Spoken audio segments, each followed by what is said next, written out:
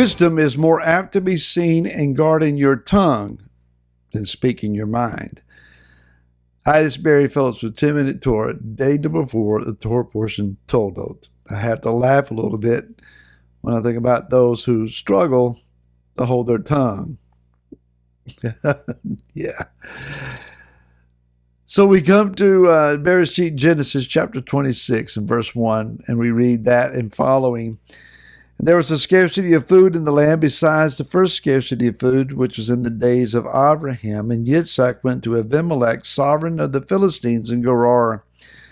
Yahweh appeared to him and said, "Do not go down to Mitzrayim, live in the land which I command you. Sojourn in this land, and I shall be with you and bless you.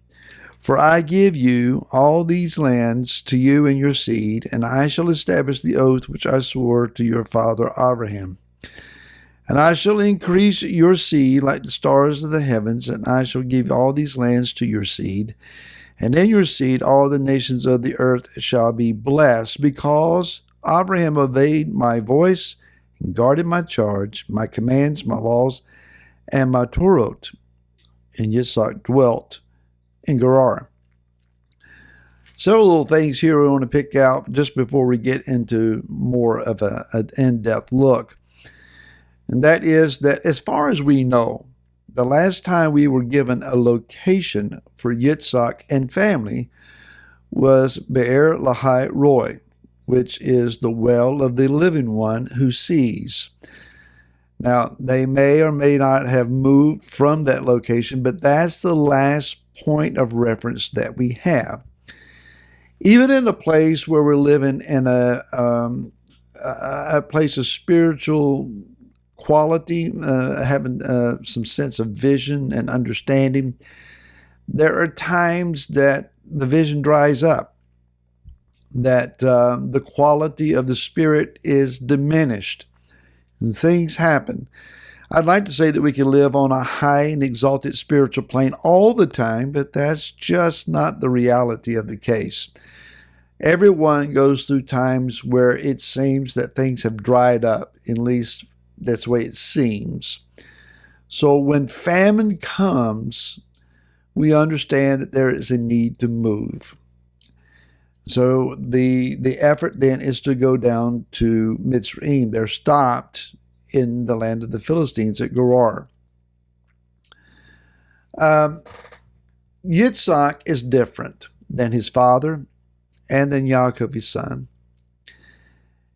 Abraham and Yaakov, when they contend with Abimelech or the Shechemites or the Philistines or Esau, whoever it is, they tend to pack up and leave. Even when Abraham was contending with Lot, the idea was, Lot, you go your way, I'll go mine, and just get away from the contention. Yitzhak's different. Yitzhak's a man that's going to stand his ground. And while he may move to another spot, he's still in the area and he's not going to give up quite so easily. However, he has to operate in a sense of wisdom. So he is settled among the Philistines in a time of famine. Everybody's hungry. Everyone is struggling. And yet he has the ability to cleave the earth, open it up. The word that is used here is that he receives 100-fold return for the seed that he's sown. Sha'ar. It comes from a root of the same spelling, meaning to split open, to reason out, calculate, reckon, estimate. In other words, there's some thought and some mental intellect that has been put into this, some calculation of things. And it also just so happens that it's the word for gate. Same root, same spelling. What's interesting then is that Yitzhak not only opened the earth, but he may have opened a gate. Maybe we could use the word without getting too far out there, portal, spiritual portal, an open heaven. And so His faithfulness in the earth has caused him to receive an openness from the heavens that pour out blessing and favor upon him. During a time of famine, food just doesn't grow, but he's not only reaping a crop, it's an enormous crop. Very, very abundant, overwhelming produce. It just doesn't make sense unless you're a man who walks in wisdom, knowing when to speak and when not to speak, when to stand your ground, when to move over a few feet, when to fight a battle, when to yield a little ground to get a better position, calculating, estimating, thinking about it, contemplating, discerning. These are key ideas for us in the day that we now live. Now, the Philistines represent those who are flesh. The word Philistine means wallowing.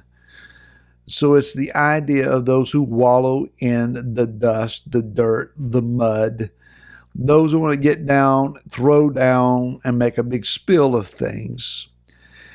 They began to contend with Yitzhak pertaining to the wells that he is digging. He's going back now. He's trying to open up the wells that Daddy Abraham had dug. He's needing more water.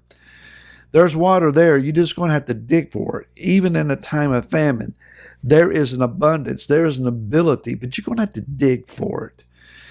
Can I say that America right now is in a time of spiritual famine? But it's not to say that there is no spirit, that there is not an availability of the Ruach. There is. But we may have to dig for it, and we may have to contend for it. And so where he's digging wells, then the earth wallowers, those that are driven by flesh, are doing everything they can to contend with that and filling up the wells with dirt. Instead of standing and fighting it out and duking it out over every issue, Yitzhak uses wisdom, moves over a little bit, and digs another well. So we lose the battle. We didn't lose the war. We just may not have fought with the best ability in that previous battle. So we live to fight again. The thing is, you don't want to play all your cards at one time. You don't want to make all of your moves at one time. You want to calculate. You want to think about this. The spirit of Esau would want to drive us, compel us. Remember, Esau is also a man in the field, but he is a man that is consumed by his earthly nature.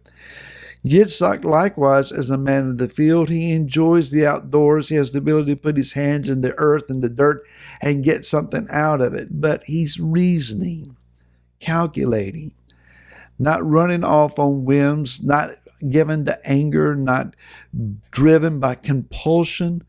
He's a man who meditates, who prays, who discerns. We've got to be a lot more like Yitzhak and a lot less like his son Esau. There's a lot of spiritual battles going on in the earth, not just in the nation of America, it's the world over. Everyone's angry. I had someone, a secular individual, point this out to me a few weeks ago. And he was talking about the way that people were driving on the highway here in our hometown. And when I mentioned a few reasons, he says, no, I don't think that's it. It's that people are mad, and they're mad about everything. I had to consider what he said and realize he's right. People are mad. People are being driven to great violence, robbing one another, beating each other up on the streets of major cities, shooting and pillaging, rioting, angry, verbal diatribes online. That's not for us. That doesn't belong to us. There's a political war in many nations that is going on, not, again, just here in these states. It's everywhere. Don't allow yourself to get caught up in the verbal battles. We got a better war to fight.